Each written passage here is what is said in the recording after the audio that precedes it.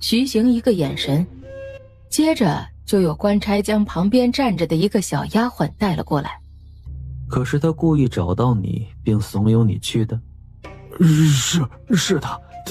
当时我在侯府的后院劈柴，柴没了，我就捆了一会儿柴，本来是打算将柴劈好抱去楚府，这位小姑娘就突然找到我，告诉我说了什么？小红姑娘告诉我说今天后山那边有一位小美人，还说那位小美人是侯府中一个犯了事的下人，妄想攀高枝，勾引府上的主子不成，就被侯爷夫人发现了，正打算叫人找人牙子来将她罚卖了。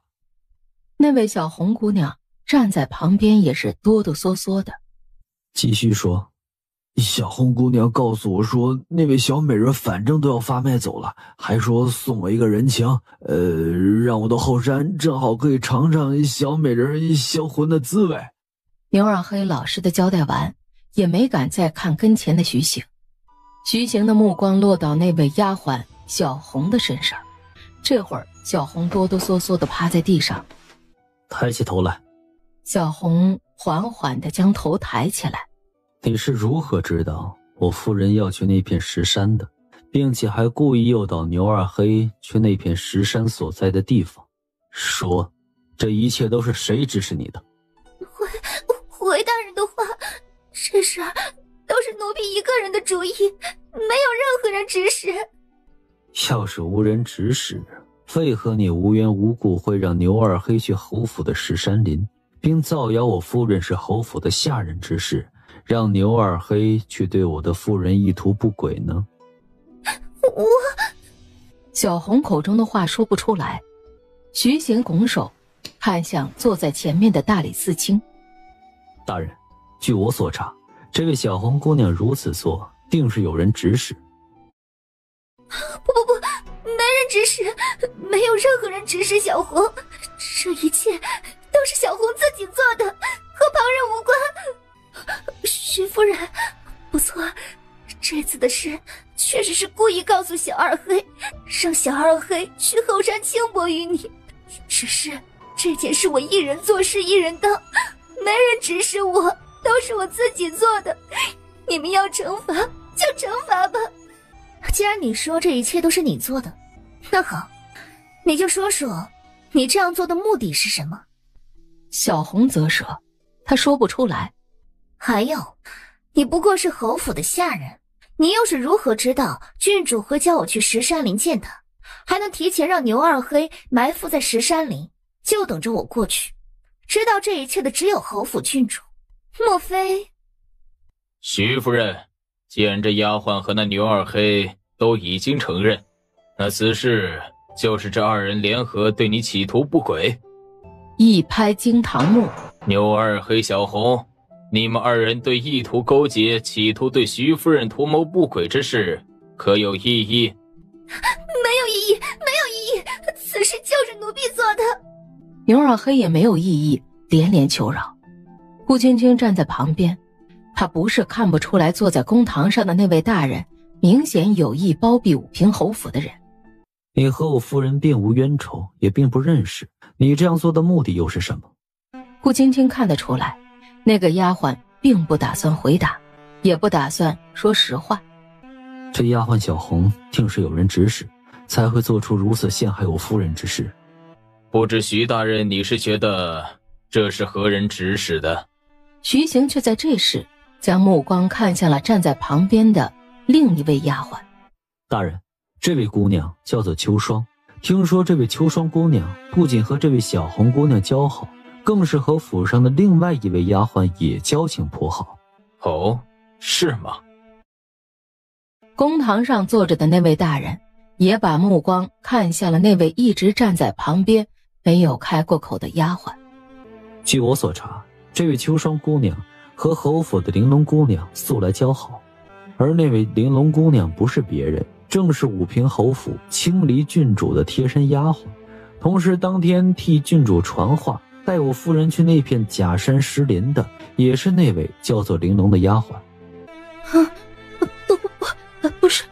不是的，我和玲珑姑娘并没有什么素来交好，我们2个人不过都是侯府的下人而已。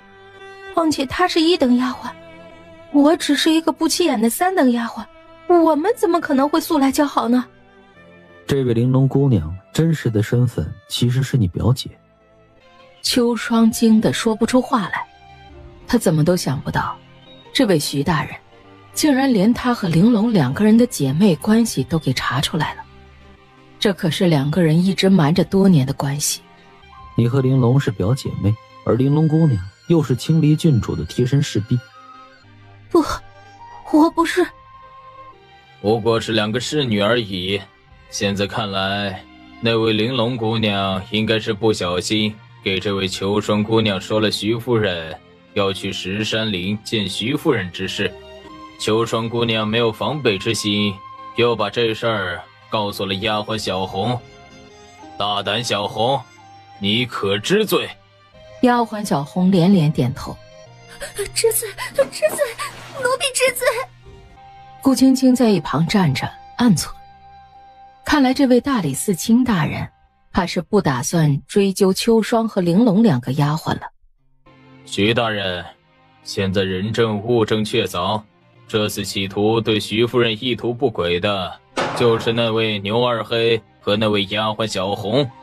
玲珑姑娘是青离郡主身边的人，这次的事郡主。徐大人，你这话是什么意思？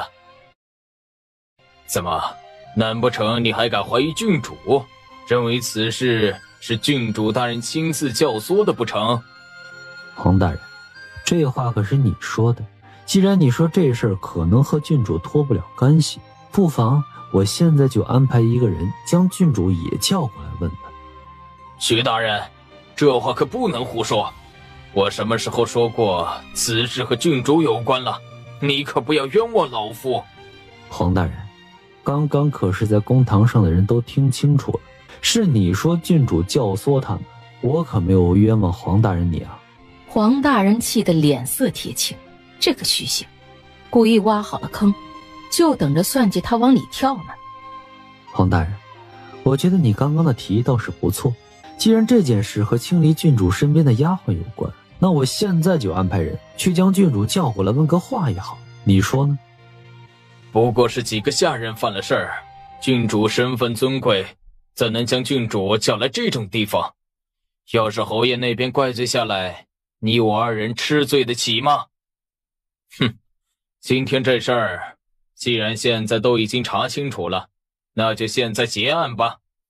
等等，怎么，徐大人，莫非你还敢怀疑郡主不成？刚刚你话里话外的意思，那可都是在说此事和郡主脱不了干系。不过是几个下人做的事，你竟敢怀疑到郡主的身上。黄大人，你这话就说笑了。既然是你说的郡主和此事脱不了关系，那就把郡主叫过来问几句，也好还郡主的清白，你说是吧？徐大人，你可不要再往老夫身上抹黑泼脏水，老夫可没说过郡主和此事脱不了关系，这话可是你说的。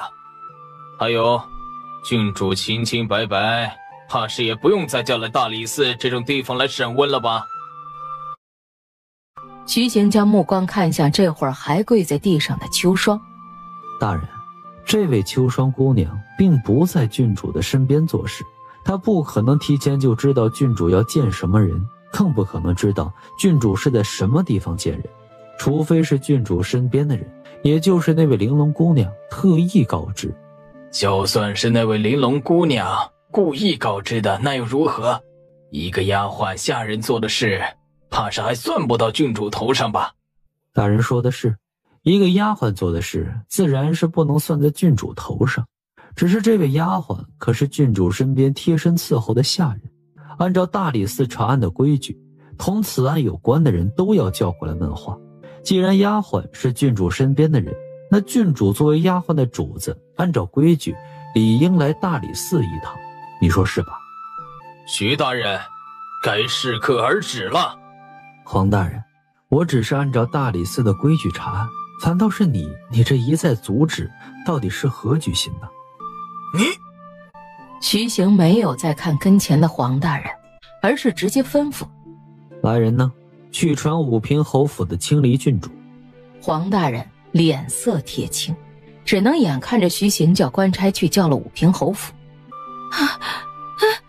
大人，你要罚就罚奴婢吧，这一切都是奴婢做的，和我们郡主无关的。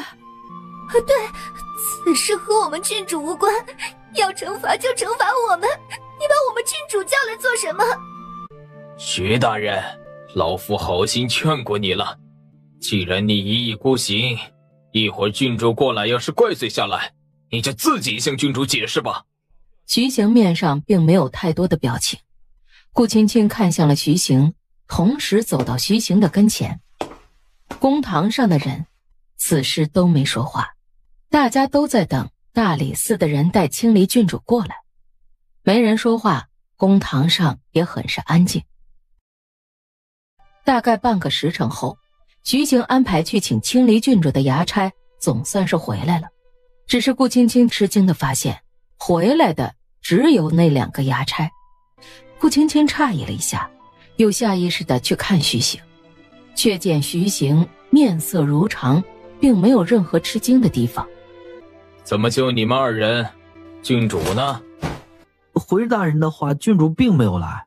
顾青青再次诧异了一下，没有来。小的们到侯府的时候，听说郡主已经进了宫，还是被陈妃娘娘接到宫里去的。怎么就那么巧，青离郡主进宫了？不知郡主可说了什么时候回来？小的这就不知道了。青离郡主不在，这侯爷夫人一听我们是去接郡主来大理寺的，当即就没好脸色，叫我们2人训斥了一顿，接着就打发回来了。徐大人，既然郡主现在进了宫里，今天怕是也把郡主找不过来了。既如此，那这个案子就改天再审吧。顾青青同徐行从大理寺离开的时候，那位黄大人都快被你气得头顶冒烟了。只是他不是大理寺的寺卿吗？为何他在最后会听你的？因为此案是我在审，黄大人是今天早上临时过来看审的。顾青青了然，难怪那位黄大人明明当堂就想宣判，最后却还是黑着脸让徐行做了决定。相公，还有一件事。什么事？为何今天那侯府的几个下人都不狡辩一下就全都招了？青青，这些人我昨天就已经在大理寺审过一次了。昨天你就已经审过他们了？昨天这些人就已经在天牢里招了。昨天在大牢里他们也是招得如此快？这次徐行却没有再开口。那你是如何让他们如实招了的？青青，人证物证齐全，这些人就算是不招也由不得他们。顾青青这时才想起来，徐行在公堂上的时候，不仅查出了牛二黑的底细，更是连那几个丫鬟之间的底细也都查得清清楚楚。特别是徐行竟然还查出了秋霜和玲珑2个人是姐妹的关系。今天那几个衙差回来的时候，我见你的脸上并没有任何吃惊的表情，你是不是早就猜到了那位武平侯府的郡主不会过来？那位青离郡主心高气傲，再加上这次设计陷害你之事，那位青离郡主脱不了干系，所以她是不会来大理寺的。既然明知道青离郡主不会来大理寺，那你……躲得了初一，躲不过15。这么说，你是打算等那个青离郡主从宫里回来，再审这个案子？徐行却没有再继续这个话题。马车很快到了徐府。带夫人回去休息，我出去一趟。相公，你要去哪儿？青青，今天不是休沐吗？我还要去大理寺一趟，应该天黑才能回来。这么说来，你刚刚是特意送我回来的？回去吧。进府的时候，顾青青才发现，好像今天一整天都没有看见过叶无痕了。于是顾青青随口问了句，接着就见叶无痕突然不知道从哪儿冒了出来。夫人，你找我？你是从哪儿冒出来的？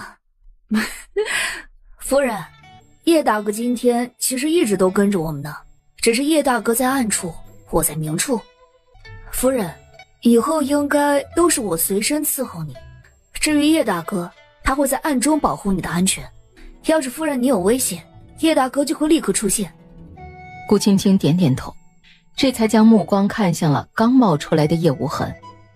只是顾青青发现，叶无痕的面色好像有点苍白。你可是哪儿不舒服？没有，属下一切都好。顾青青不信，打量了片刻，顾青青顿时发现了叶无痕身上有伤。叶无痕见瞒不过顾青青，这下也就没有再隐瞒下去。怎么伤的？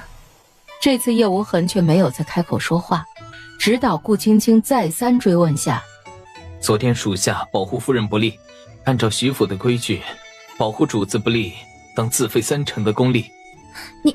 你昨天费了3成功力？夫人，叶大哥并没有废掉功力，大人还要留叶大哥在你身边保护你的安全，所以就留了叶大哥的功力。只是让叶大哥去徐叔那儿领了一顿板子。莫离，我屋里有伤药，一会儿你去拿来，交给叶兄弟。不用了，夫人，属下屋里有药。叶兄弟，这次要不是你，我怕是……总的来说，这次也算是叶兄弟你救了我，本该是我给叶兄弟你道谢的，没想到你却还因我挨了一顿板子。夫人，是属下没有保护好夫人，是属下的失职，这顿板子也是属下该领的。顾青青回屋后，就找了伤药给莫离，并且让莫离给叶无痕送过去。很快莫离就回来了，顾青青怀里抱着圆景儿，随口问道：可把药给叶兄弟送过去了？已经给了。夫人，叶大哥还说多谢夫人你赐药呢。圆景儿这个小丫头手里拿着一个拨浪鼓，莫离过来，小丫头手中的拨浪鼓突然掉了。莫离看见，忙俯身去把拨浪鼓捡起来。夫人，不妨咱们抱着小小姐去园子里转转。也好。莫离抱着圆景儿，顾青青走在前面，主仆二人一道去了园子那边。莫离抱着圆景儿去池塘旁边看小红鱼，顾青青则是去凉亭坐着歇息乘凉。下人在桌子上摆了几色顾青青爱吃的果子和糕点，用勺子喝着冰镇的梅子汤，解渴又爽利。顾青青喝了小半碗，莫离也抱着看完小红鱼的圆景儿走了过来。夫人，石老夫人来了。怎么到园子里来了？倒是叫娘好找呢。娘，你找我有事？啊，也不是什么大事。你可还记得上次娘给你提的你三妹的事儿？莫非你已经同张公子的姑母谈过了？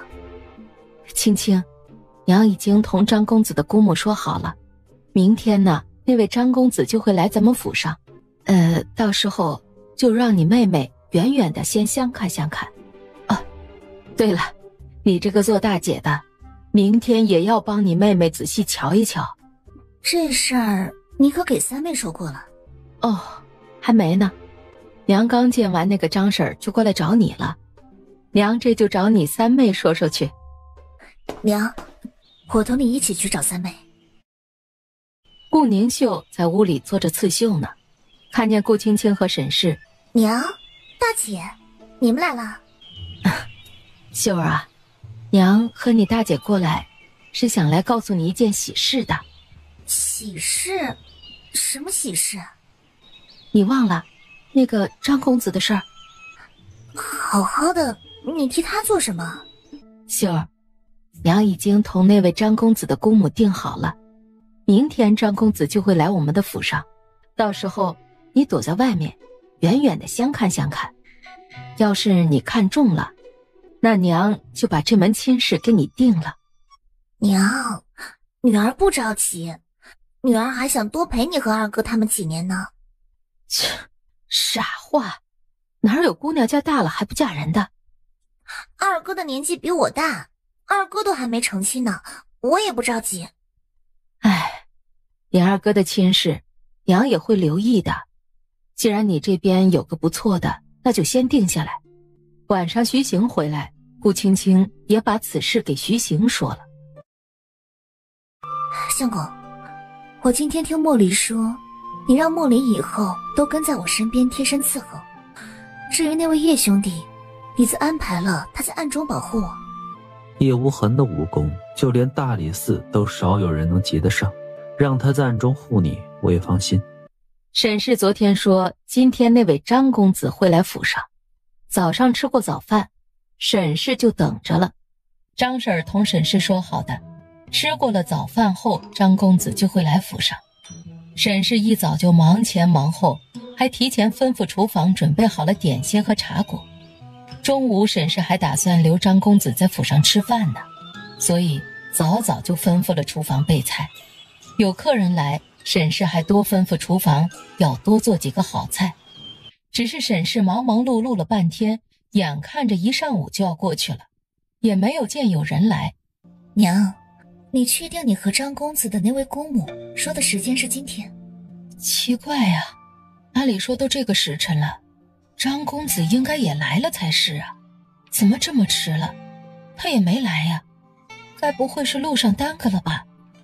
顾宁秀和顾青青两个人相互对望了一眼，两个人都没说话。三个人又继续坐在那儿等人了。已经过了中午的时间，还是没有任何人来。娘，你该不会是弄错了吧？今天这么迟了都没有人来，依我看应该是不会有人来了。娘，我饿。罢了，不等了，我们吃饭吧。几个人吃完午饭，都以为那位张公子不会过来的时候，没想到意外的府上的下人突然过来通传道：夫人，张公子和他姑母二人来了。什么？你说张公子他们来了？就在府外呢。哎呦，还不快去请？顾宁秀面上却是表情悻悻的。有什么好看的？三妹，你不喜欢那位张公子？大姐，那位张公子和娘说好的时辰是上午过来，可他却迟迟没有来我们府上。依我看，那位张公子未必有诚意。顾青青暗忖，不管那位张公子有没有诚意，不守时要是没有原因，那就说明那位张公子做事没有诚信，答应了却不能做到，原则性不高。对于这一点，顾青青也是不满意的。大姐，你不认同我说的吗？没有，三妹，这次的事情，我认为你说的没错。今天那位张公子迟迟没有来我们府上，确实是并没有什么诚意。那大姐，我们还要继续躲在远处相看吗？看啊，当然要看，万一指不定今天来的就是我未来妹夫了，你说是吧？大姐，你就知道取笑我。姐妹两个人打闹了一阵儿，听下人说那位张公子已经来了，这会儿正在偏厅同沈氏说话。顾青青决定也去会会那位张公子。沈氏看见顾青青，忙笑着青青，你来了。顾青青刚走到门口，原本是在同沈氏说话的男人这会儿也将目光看向了顾青青，顿时看得眼睛都直了。青青，左边这位就是张婶和张公子了。这位就是顾三姑娘。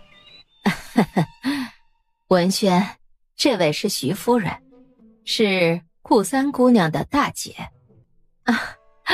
张公子，你认错人了，这位啊是我的大女儿，我那位三女儿面皮薄，我让她在屋里头做绣活呢。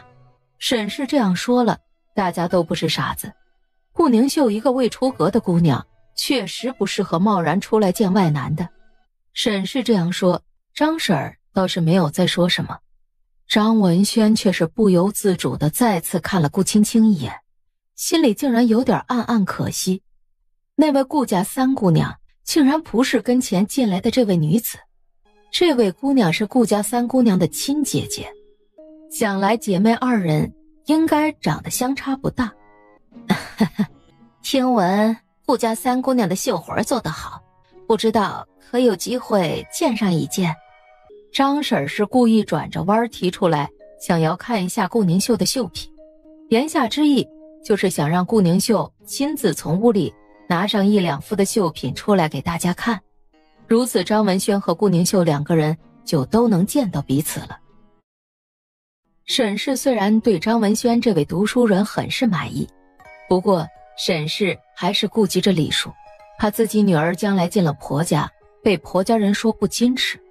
沈氏倒也不着急让顾宁秀亲自过来。我家秀呢，也不过就是闲来无事瞎鼓捣的，平时除了绣点帕子，也会自己做做衣服鞋子什么的。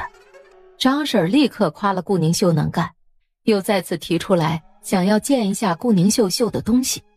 伯母，在下也想看一下顾姑娘所绣之物。沈氏却下意识看向了顾青青，见顾青青没点头，既然张公子你们都想见小女所绣之物呢，这样我叫下人去把绣的东西拿过来几样给你们看看。顾青青自从坐下之后就一直没说话，很快下人手上就拿了几张帕子返了回来。张公子张婶，这几张呢都是我女儿绣的帕子，你们可以拿去看一看。张文轩和张婶姑侄2个人看了绣帕之后，2人面上的表情都是同时一变。怎么了？当沈氏看见绣帕上绣的东西的时候，这娘，怎么回事？青青，你看吧。当顾青青看见丫鬟拿到她跟前的绣帕后，这不是楚七七那个小丫头绣的帕子吗？不好意思啊，小女儿绣工倒是让2位见笑了。顾三姑娘现在是在娘家嘛，这绣活随随便便做做也就罢了，只是将来这顾三姑娘要是出阁了，这相公和孩子的吃穿可都指着她呢。这绣活还是要再多练练吧。对，这是自然，秀儿将来要是成了亲，自然是该好好的练练绣活的。我这位大侄子那可是饱读诗书满腹经纶的人，去年更是第1次参加乡试，那就得了个秀才呀。老夫人，你是不知道啊，我这位侄子那村里人都说他将来是为官做宰的好苗子呢。沈氏当初听张婶提起他侄子是个读书人的时候，心下就满意了一半。今天沈氏见张文轩本人长得还是谦和有礼，模样周正，心里就越发的满意了。沈夫人啊，您是不知道，我这阵儿年纪轻轻就中了秀才，那村里那些姑娘可都想高攀呐，都想嫁给我这儿。只是那些乡下女人到底粗陋了些，我这阵儿将来可是要为官做宰的，那些乡下女人怎么能配得上我侄儿呢？简直就是痴心妄想。您说是不是啊？张婶不知道顾宁秀和沈氏母女几个人原来都是从乡下来的京城，所以当张婶说完口中的话，沈氏刚刚还笑着的表情立刻就僵住了。张婶没有发现沈氏的异样。那些乡下姑娘想攀高枝儿，我侄子可看不上他们。乡下那些穷酸姑娘也不撒泡尿照一照他们的样子，还想当秀才娘子呢。呸！伯母，在下想冒昧问一句。什么？听说这地方是顾姑娘府上，只是这个宅子既然是顾姑娘住的府上，为何宅子外的门匾上写的却是徐府2字？不应该是顾府才对吗？张公子，你有所不知了，这个宅子不是顾宅，确实是徐宅，它是我女婿买下来的地方，也是我大女儿和大女婿的宅子。我和青青她姐妹几个人都是暂住在我大女婿的府上，将来肯定是要搬走的。这么说来，这个宅子与你们和顾姑娘都无关了？既然这个地方不是顾府，那不知顾府又在什么地方？沈老夫人啊，你别见怪啊，这话也怪我，没跟我侄子说清楚。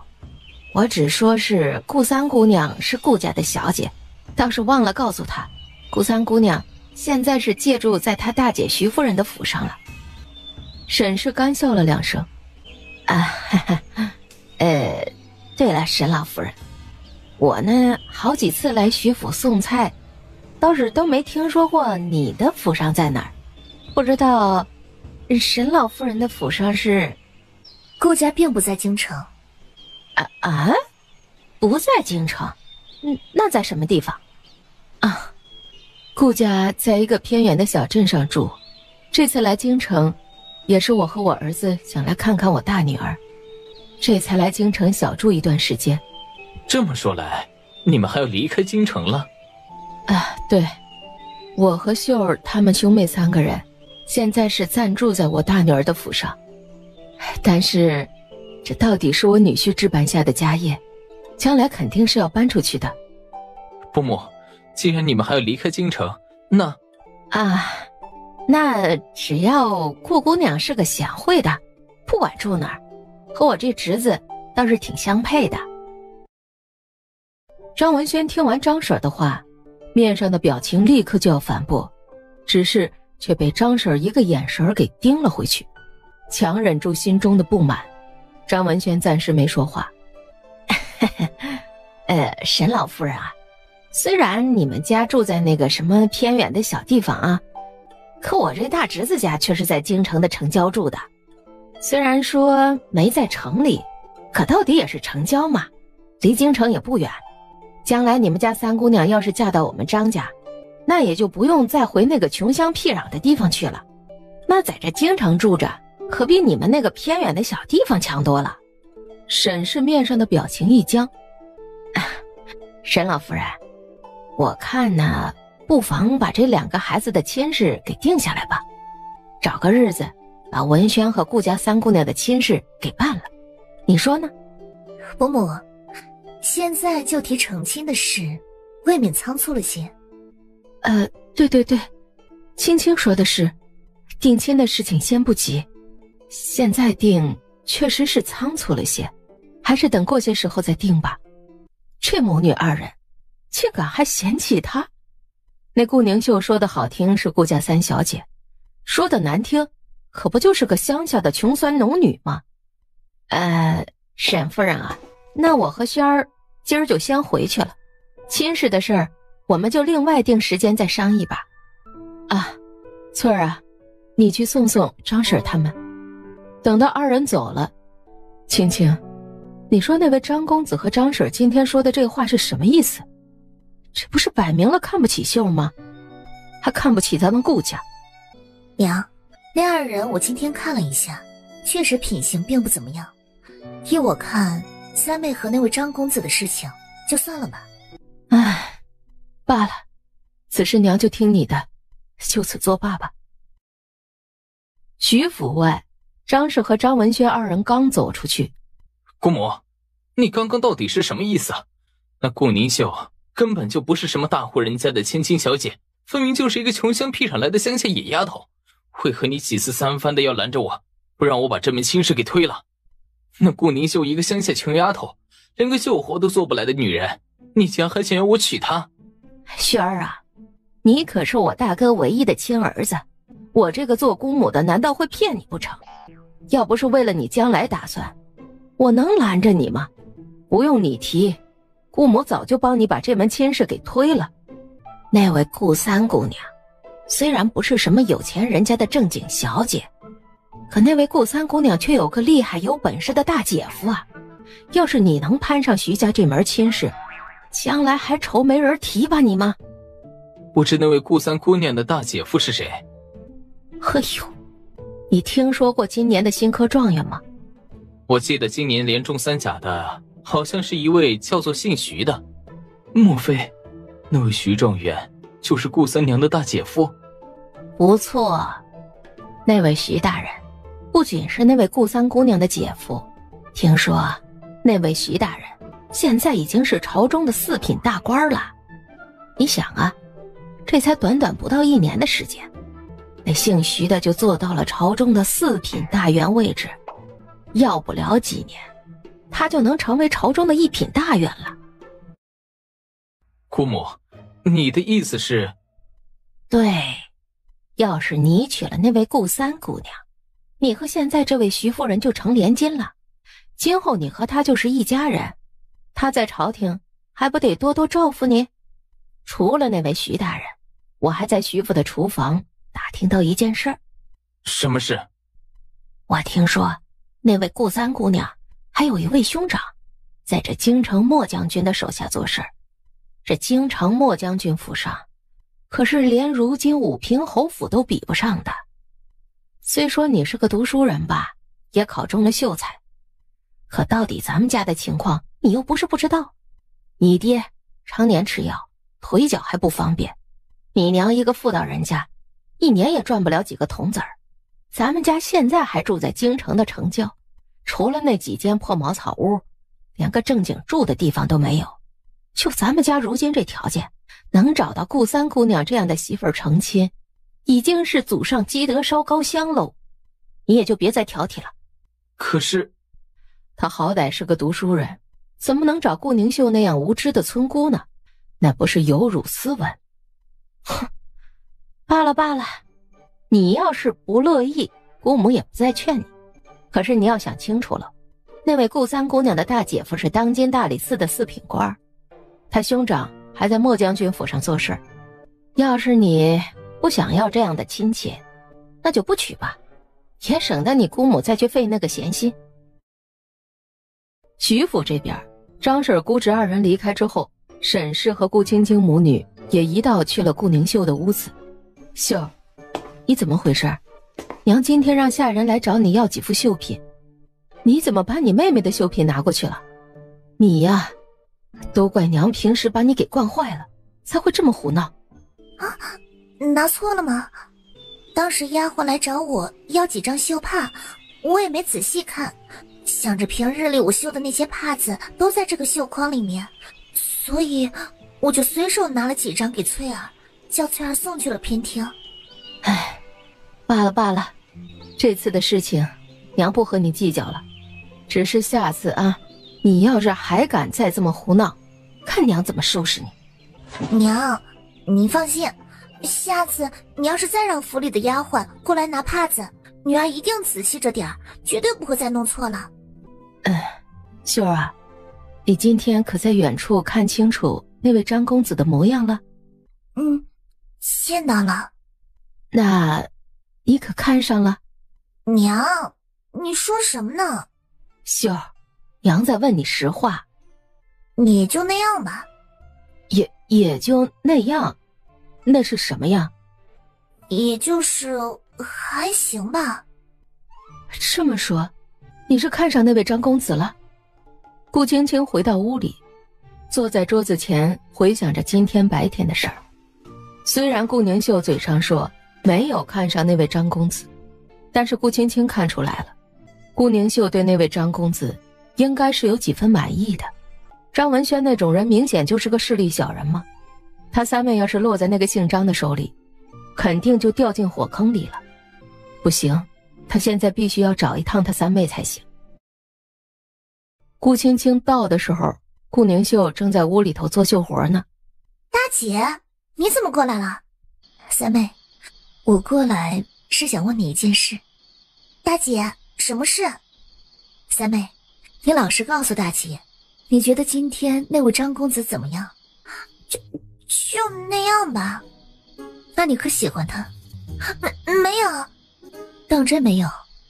大姐，我今天躲在柱子后偷偷瞧了那位张公子一眼，没想到那位张公子长得还挺俊的，不过我就是觉得他还行。娘不是说他是读书人，还知书达理，再说爹爹和大姐夫也都是读书人，真要是那位张公子人品好又懂礼的话，那这事儿就让娘安排吧。他三妹这样说，看来就是对那位张公子是满意的了。犹豫了一下，顾青青还是决定把今天白天的事儿讲给顾宁秀听。三妹，要是那位张公子不是娘口中的那种人，你还喜欢吗？大姐，你这话是什么意思？那位张公子要是人品不好，你会怎么办？当然是不嫁给他了。大姐，我顾宁秀要嫁的相公，肯定是要嫁人品好的，人品要是不好，任凭他是谁，我顾宁秀都不嫁。大姐，当初娘嫁给爹爹，爹爹对娘可是极疼爱的，对我们姐弟三人也都是很爱护。在顾家，爹爹还在的时候，就没有让娘和我们受到一丁点的委屈。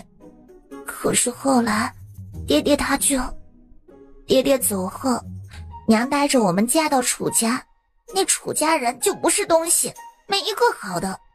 我们到楚家后，不仅娘，就连我们姐弟三人也在楚家被搓磨得不成样子。在楚家，我们就没有过一天的好日子。这样的日子，我顾宁秀可再也不想重新过一次了。大姐，我成亲一定要找像爹爹那样疼娘的相公。要是那个人像楚家人一样不是东西，是个人品不好的，那我顾宁秀就算是剪了头发做姑子，也不会嫁给他。三妹，今天上午那位张公子迟迟不来，下午来的第一句话就是问为何这是徐府不是顾府，还问了顾府在什么地方。然后呢，娘告诉他我们顾家是在偏远的乡下镇上住。那位张公子一听，面上的表情就变了，他和他姑母言语间都在嫌弃顾家是小门小户，还说你要是嫁给了他们张家，可比住在乡下那种穷乡僻壤强多了。顾宁秀听得面上一愣，呆呆地看着顾青青，半天没说话。三妹，我见那位张公子是位势利小人，你是我亲妹妹，我不能让你落到那样的一个势利小人的手中。今天的事情我思来想去，还是应该把它告诉你。大姐啊，三妹，白天的事大姐如实告诉你了，至于要自己决定，你自己好好想想，再拿主意。大姐，我知道了。三妹，那我就回屋了。顾宁秀送了顾青青出门，又突然叫住了她。啊，大姐，等等。顾宁秀跑到顾青青的跟前。大姐，我想好了，那位张公子真要像大姐说的那样是个势利小人，我是绝对不会嫁给他的。前妹二人相互看着笑出来。顾宁秀说完话就跑了回去，顾青青也笑着抬脚往他和徐行的屋里走。刚刚同顾宁秀说完话之后，顾青青也就放心了此事。她这位三妹不是个糊涂的，那位张公子的事儿，顾青青也就不担心了。徐行在屋里头坐着等他。青青，你回来了。相公，你沐浴过了？徐行嗯了一声，又问他，你刚刚去找三妹是有何事啊？顾青青也没隐瞒，如实就把今天那位张公子来府上相看他三妹顾宁秀的事儿说了。我看那位张公子像个势利小人，就把今天白天那位张公子来府上说的话做的事都给三妹说了一遍，也算是给他提个醒。对了，相公，你不是在大理寺做事吗？不知大理寺可有合适的年轻公子？要是有，不如就给三妹撮合撮合。青青，大理寺除了我，并没有什么年轻的公子，有的也已经成了金娶了夫人的。没有吗？你们大理寺也不小，怎么就一个都没有？也不是完全没有。这话是什么意思？大理寺做官的大部分是在翰林院做了几年才被皇上安排过去的，有些离开翰林院还在别的地方做过官，如此几年下来，基本在大理寺做官的都已经成了亲。那你刚刚的话是什么意思啊？虽然大理寺做官的没有年轻公子，不过大理寺的官差衙役倒是有不少年轻的，没有成亲的也多。罢了，还是算了，反正三妹的年纪也不大，今后我们慢慢给她物色，要是有好的再说。顾青青看得出来，他娘一心想给他三妹找一个读书人，他这位三妹今天晚上也对他说过，想嫁一个像他们爹那样疼爱他们娘的那样的一个人。顾青青琢磨着他三妹的亲事，没看见跟前的徐行若有所思。顾青青打着哈欠，今天怎么都没有看到五弟啊？他在做什么？五弟不是跟着二弟一起去莫将军手下做事了吗？听二弟说莫将军要出门做事，这次是五弟跟他一起去的。听我二弟说，五弟这次跟着莫将军出去，大概要4、5天左右。要是事情没有办完，小半个月也是有可能的。徐行点头，也没有再多问。相公，武平侯那个案子什么时候审完？我还需要去公堂吗？青青，那个案子你不用再去公堂了。为什么？这个案子他可是当事人，他要是不去，那这个案子还怎么审怎么判呢？你可还记得武平侯府的那位青离郡主？那位青离郡主不是去了宫里陪他大姐同住去了？今天我进宫了一趟。你进宫去做什么？是皇上将我宣召进宫的。皇上将你宣召进宫，难道是因为那位庆里郡主？不错，皇上宣召我进宫确实是因为那位武平侯郡主的事。为何皇上会单独因为那位庆里郡主将你宣召入宫呢？莫非皇上也知道了真相？皇上知不知道真相还不好说，但是此事一定少不了陈妃娘娘的功劳。相公，你这话是什么意思？青青，你认为那位青离郡主突然进宫去陪陈妃娘娘小住只是巧合而已？你的意思是说，庆离郡主跑到宫里去找她大姐陈妃娘娘小住，陪陈妃娘娘施假，实则是为了逃避大理寺的审查。青青，其实那天大理寺的人去武平侯府找她，她并未在宫里。这么说，她那天其实还在侯府，只是躲了起来。青离郡主当天确实是还在武平侯府，武平侯夫人当时借口说青离郡主进了宫，只不过是为了将大理寺的官差打发走罢了。那这个意思是，她从头到尾就没有进过宫，其实她一直都在侯府。这倒不是，虽然当天那位青离郡主确实是在武平侯府，但是也就是在大理寺的官差离开后，武平侯夫人就匆匆忙忙地收拾了包袱，让府上的下人将青离郡主送到宫里去住。说是他没有问题的话，那他为何会迫不及待地收拾包袱去宫里？相公，那这次皇上召你进宫都对你说了什么？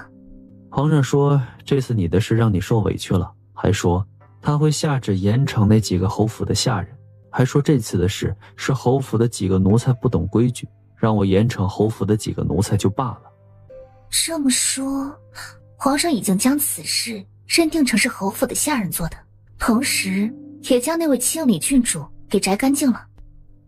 看来青离郡主设计谋害我之事，宫里那位陈妃娘娘早就知道，而那位陈妃娘娘为了护着自己的妹妹，就去找了当今皇上，所以皇上今天才会召见你。青青，你猜的确实不错，那位陈妃娘娘确实是知道了此事是青离郡主主谋，而为了保护自己亲妹妹，那位陈妃娘娘就借着她受宠去找了皇上，就避重就轻，只说了此事是侯府的下人所为。那怎么办？青青，其实我一早就料到了陈妃娘娘会借口去找皇上帮忙，也知道青离郡主不会去大理寺受审。相公，既然你已经料到一切，为何那天在公堂上当着那么多人的面提出让官差去带青离郡主来配合查案呢？虽然她有陈妃娘娘护着，但是我让大理寺的人去侯府带她问话，也是对她和武平侯府的震慑。要是不去传话，此事怕是她还躲不到宫里去。所以你之所以故意让人去武平侯府传话，只是为了震慑她。青青，这次的事情要是人证物证齐全，敢伤你，我定是不会放过那青离郡主。虽然此事我和你猜到是那位青离郡主所为，但是却没有物证，仅凭侯府的几个下人也给那位郡主定不了罪。还有，那几个下人除了那个牛二黑，其他的全部都是武平侯府签下了死契的下人。